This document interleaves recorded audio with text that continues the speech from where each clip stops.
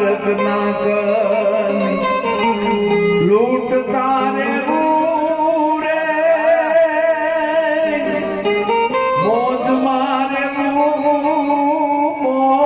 મારે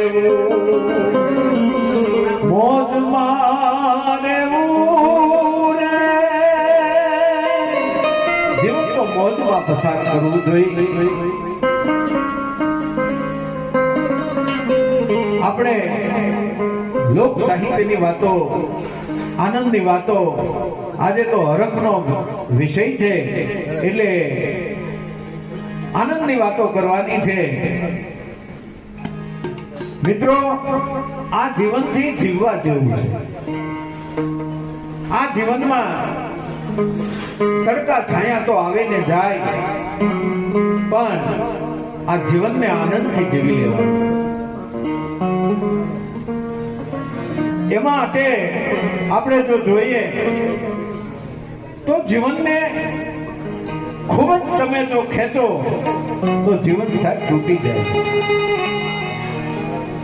માટે ઈશ્વરનું ભજન કરતું રહેવું, ઈશ્વરને સોંદરતા રહેવા અને ભજન કરી અને જીવન જીવવું, આવી આ કવિ વાત કરતો હોય।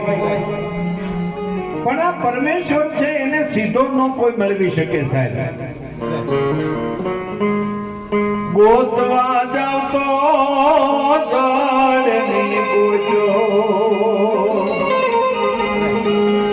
ઓલો ગહન ગોવિંદો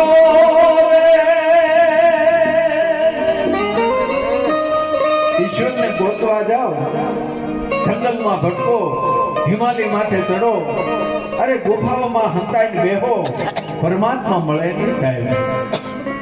ગોતવા જાવ તો જળની ગોજો